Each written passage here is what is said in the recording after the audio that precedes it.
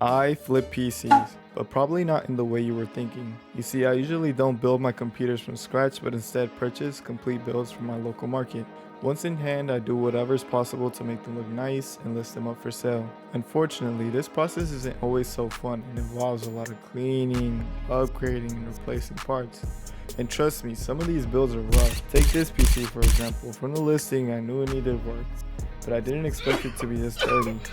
Thankfully, the price made up for the mess and now it's mine. So let's dive in and see what it takes to renew this abused PC. So this is the gold mine I hit a couple days ago, but it's clearly not gold just yet. But let me explain to you why it has potential to become gold. So this PC particularly has a Ryzen 9 3900X. Right? It has an RTX 2080. Let me tell you that this computer has 4 terabytes of storage. And on top of that, it has 64 gigs of RAM. And the motherboard is like the top of the line.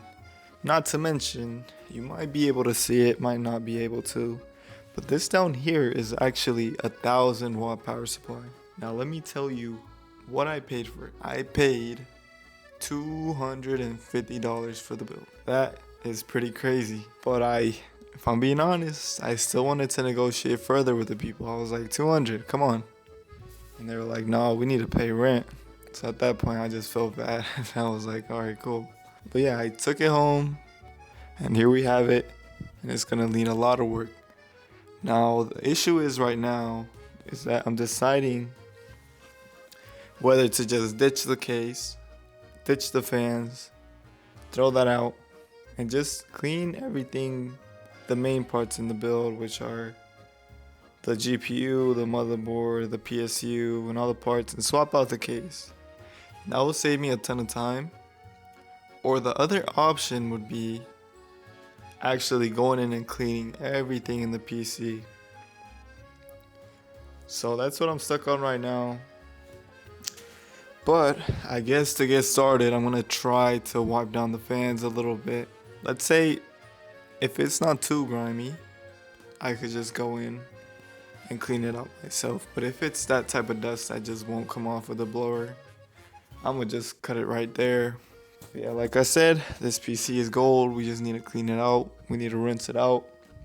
And we'll see how it goes.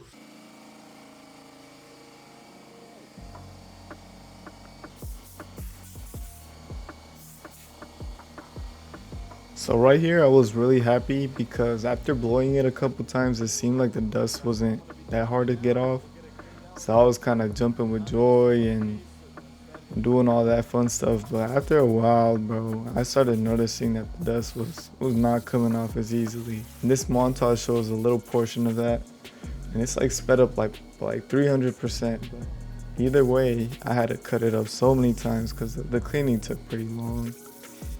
But yeah, after all was said and done, I got it somewhat clean. But the next day we had to do some more touch-ups to it.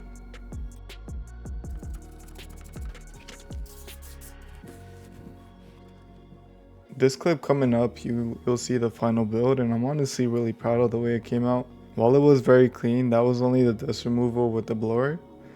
But the panels, in addition, were very dirty, so I had to clean each one out around 3 times because they had like little holes in them, and those little holes were filled with dirt and all sorts of dirty substances, so I had to go in and clean them out. And I had to do that process around 3 times, but that will give you an idea of the cleaning. So while those panels are drying, I'm going to be installing these right here. These are the cable extensions in black. The ones that are really annoying are the graphics card cables along with the motherboard cables. Those seem to be the most annoying. The CPU, you can barely see it, so I'm not even gonna install that. But let me show you guys a before.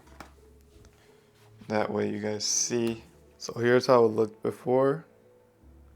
As you can see, it's just cluttered cables. And then the daisy chain, this is the worst part in my opinion.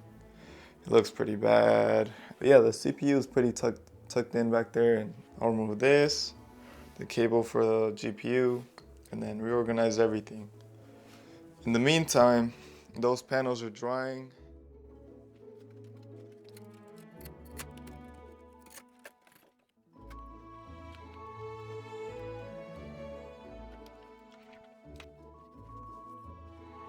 So after all is said and done, after installing the cable mods, this is how it ended up coming out.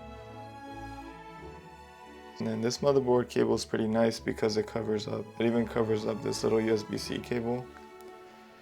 And the GPU looks a lot cleaner in my opinion.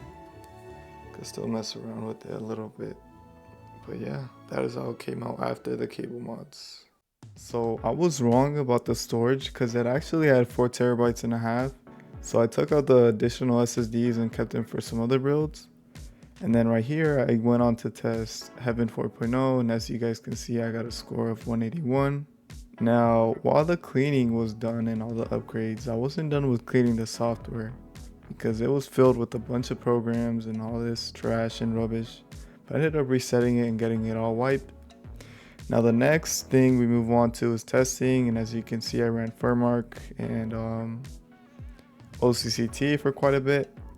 And then right here, I actually moved on to Fortnite, and then I was honestly just messing around, not really looking for numbers particularly. I just wanted to make sure that the SSD was working properly because it seemed to be a bit slow, but it was just a SATA SSD, and I was used to NVMe. And then right here, of course, we can't forget about Marvel Rivals. This is a pretty new game, or late, I believe it came out late 2024, and I would say it's pretty fun, and I've literally only played it like 3 times. I literally only played like Wolverine and Black Panther at this point. But yeah, it ran pretty good, pretty smoothly. I was running it on high. And then last but not least, we can't forget about Warzone because it's also a free game. So I don't have the budget to get some of the paid games on Steam, but it ran smoothly. And as expected, this Warzone, I think it's a little older now, but still a great game to play, or I think it's still a very popular title. So this build took pretty long. I think in total I marked around 5 hours, I think. 5 to 6 hours of work.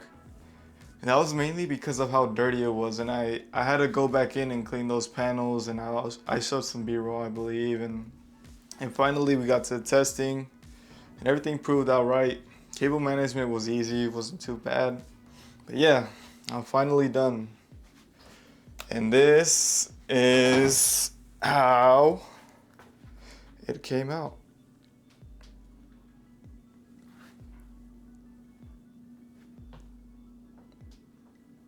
I don't have it turned on, but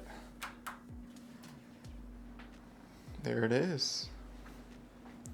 I personally think it looks really nice. Now I am gonna have to figure out how to turn off that little code light because it stays on AA, which is a good thing. It means like it boots, I guess. And then yeah, that is the build. I'm glad I'm done with the video. Hope you guys enjoyed a bit of this process that I have in mind. And yeah, thank you for watching.